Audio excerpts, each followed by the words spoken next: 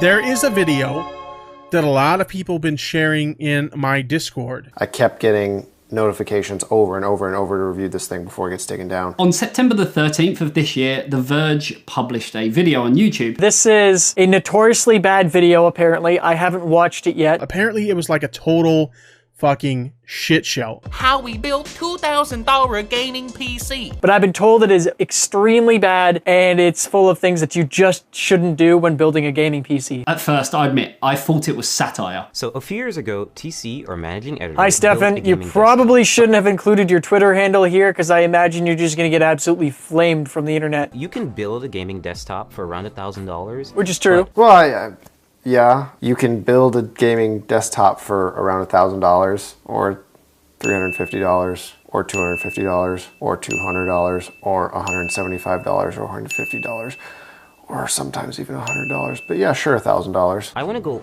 all out, so I spent around $2,000. $2,000 is a decent chunk of change for a gaming PC. Games. So, what do you need to build a desktop? Well, of course, first you need a table. Preferably not metal. Hold on, time out. Time out. So, what do you need to build a desktop? Well, of course, first you need a table. First you need a table. Preferably not— you need a table to build a PC. I thought you could build it in mid-air. You cannot build this on the floor. So step 1, you need a table. Step 2, you better have 2 hands. And they better have 10 digits. Like, that's just common sense. You're gonna need a working surface area to build a computer. That's just— why even say that? Have an anti-static working surface layered on top of it, a thermal paste applicator, and— What? A thermal paste applicator? What the heck is that? Does anybody ever actually use a thermal paste applicator? an Allen wrench. Why is he recommending an Allen wrench? I have never used an Allen wrench to build a computer ever, and I've built about 30 computers now. Unless he used that Allen wrench to put together the table. Some tweezers to tighten up the wires. Hold on, did he just say tweezers? Those are zip ties. How in God's name is my English better than his? Ooh, this is not turning out good already. A Swiss Army knife, which hopefully has a Phillips head screwdriver in it. A Swiss Army knife that hopefully has a Phillips head screwdriver in it. No. Wouldn't you make sure that you have the tools necessary before you start the build? This is a sponsored video. Why does your office with so many dozen PCs and so many dozen tech employees not have one of these? And last but not least, an anti-static bracelet, which is to protect you Okay, that's and true. the parts. These are the parts you're going to need, but more importantly, before we get— Hold on. That's not an anti-static bracelet at all. There's no ground wire coming off of it. He's not connected to anything. That looks like the bracelet I'm wearing. What? It's not a wireless wristband. That's a Riv-Strong bracelet. He not fighting static. He fighting cancer. That's not gonna work at all. Don't listen to this person. This is really bad so far. We have a lot of boxes and a lot of PC parts, so it's best if you unbox them, isolate the parts that you really need. So it's best if you unbox them, isolate the parts that you— What? Why did he destroy the box? Dude, you have a knife right there, man.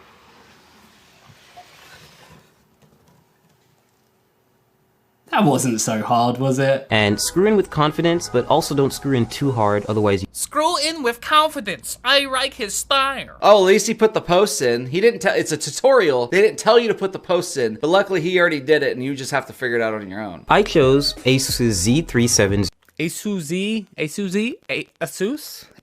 for 2 main reasons. One, it has built-in Wi-Fi and Bluetooth, and also it has— Don't buy a motherboard just because it has built-in Wi-Fi and Bluetooth. and also it has support for NVMe SSDs, meaning you can get really— Okay, I want to stop it there because why is he installing the motherboard straight into the chassis? I'd install as much as I physically could onto the motherboard first. So you're talking the processor, thermal paste. It's cooler if it will allow it. Obviously, if you're using an AIO, it's a different story, or custom loop. But if it's an air cooler, you can bolt that on there. M.2 drive, so that could be SATA or NVMe, and memory as well. So basically try and build as much as you can onto the motherboard, so when you do transfer it to the case, it's just generally easier. attention to the brace that goes at the brace that the brace that go the brace that the brace that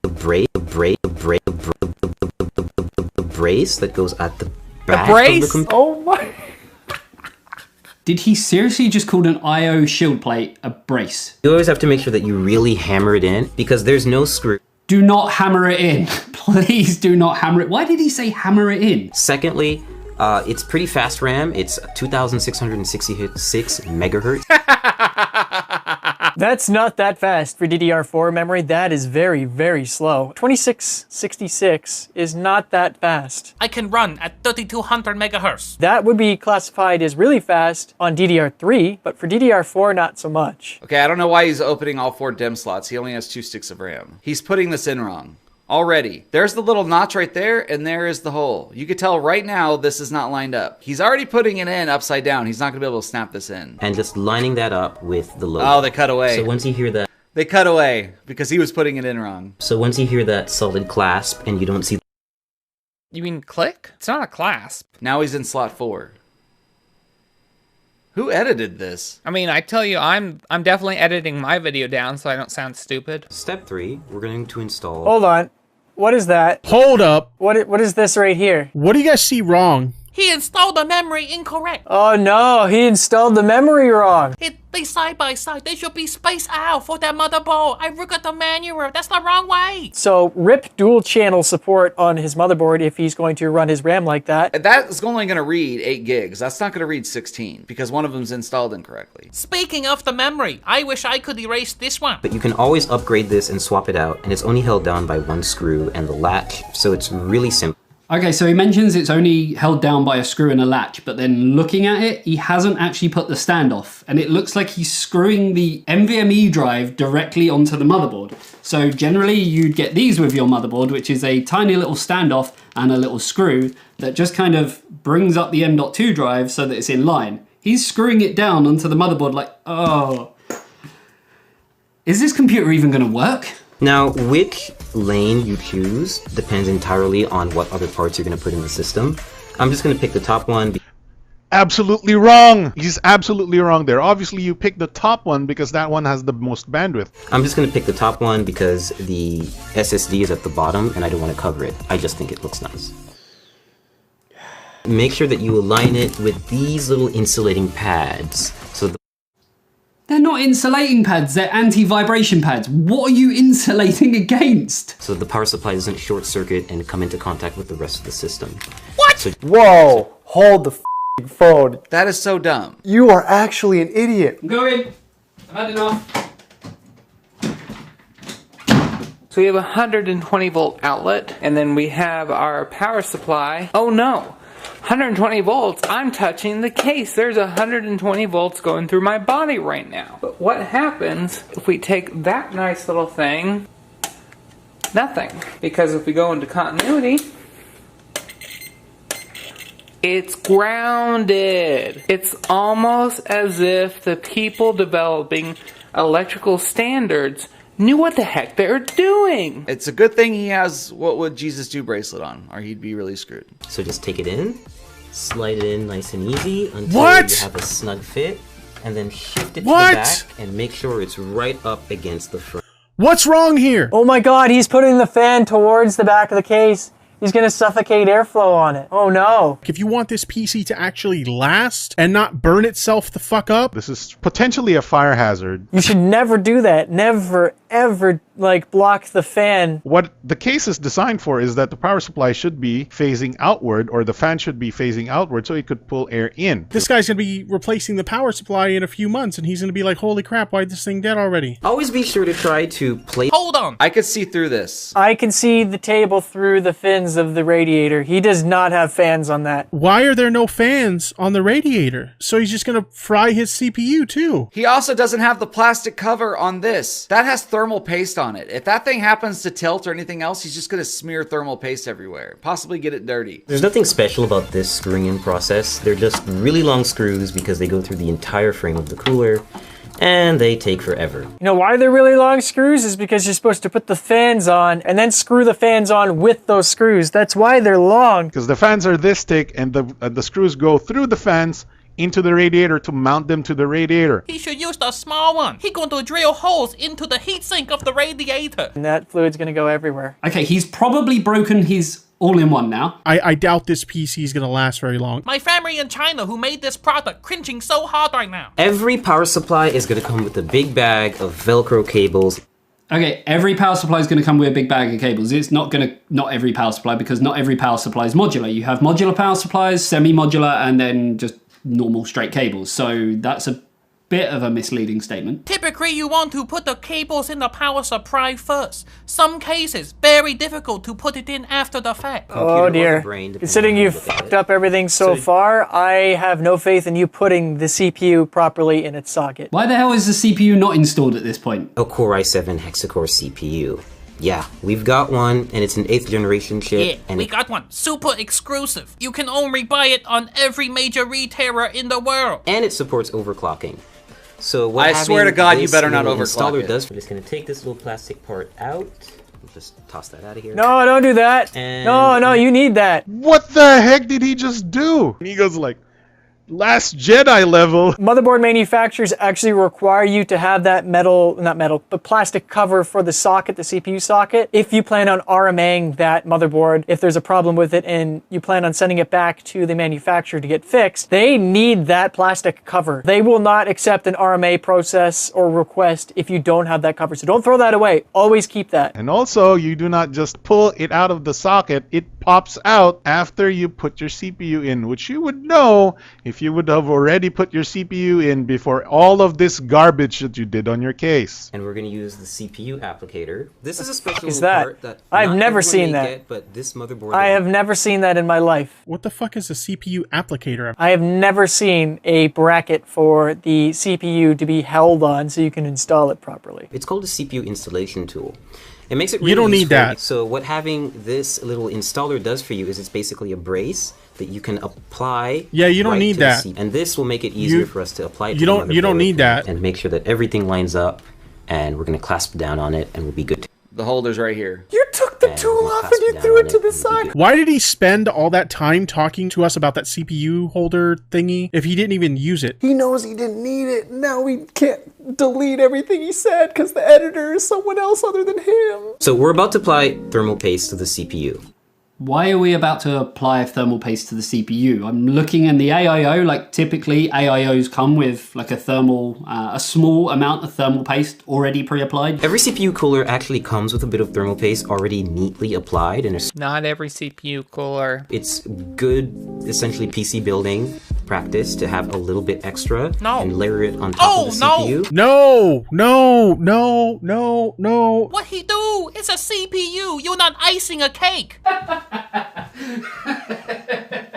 By the looks of it, where I've paused, he looks like he's adding more thermal paste to the CPU and then he's going to put what's already on the cooler on top, which that's a big no-no. Don't do that. That's awful. What you should do is use a pea-sized drop of thermal paste in the middle of the IHS, which is that like metal square on the CPU. Integrated heat spreader, as it's called. That's more than enough, is a pea-sized blob of thermal paste in the middle. Once you make the contact with the CPU cooler, that will actually spread out when you go to put pressure from the cooler on top of the CPU. So don't do this. If they left this PC as is, it would probably be dead in a week. So you're going to see that there Oh are my 4 God, what is that? What is this application process? What is that? So you're going to see that there are Oh 4 my God! So you're going to see that there are 4 brackets. It's like someone threw up thermal paste onto his processor. It literally looks like a bird of shit all over the processor. Imagine a ketchup packet slowly being ran over. He went all bukkake up in that thermal paste. You had a thermal paste spreader. Use the fucking thing. What is that? Dude, I can't even make fun of this guy anymore. He's actually like messed up like almost everything. Oh, if this computer posts, it'll be a freaking miracle. And they're going to keep the cooler they're not raised off the brackets. processor, but it's also going to be close enough to actually physically come in contact with it.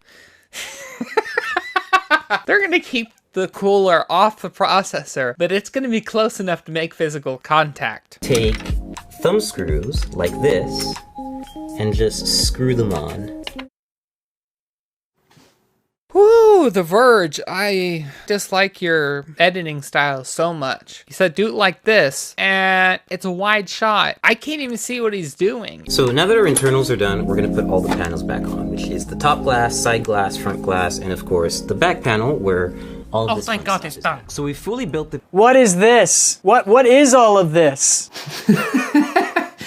So that cable management though. When you're building a computer, always take the time to cable manage properly. Make sure everything looks neat. You know, your cables aren't going to affect your airflow inside your case. And he actually used his quote-unquote tweezers slash what we know as zip ties, but he didn't do a very good job of actually cleaning up. And holy crap, look, there's a missing screw on his all-in-one water cooler pump. Why, you just had 3 and there's an extra one and you just threw it away just like your socket cover? And look at this! The tubing that goes into his all-in-one water cooler pump contacts the 1080 graphics card that he has. That's bad practice. That thing contains liquids that could potentially short out the system if it gets damaged by the heat generated by the graphics card. Now it looks like he managed to find the right screw for the fans. Oh good.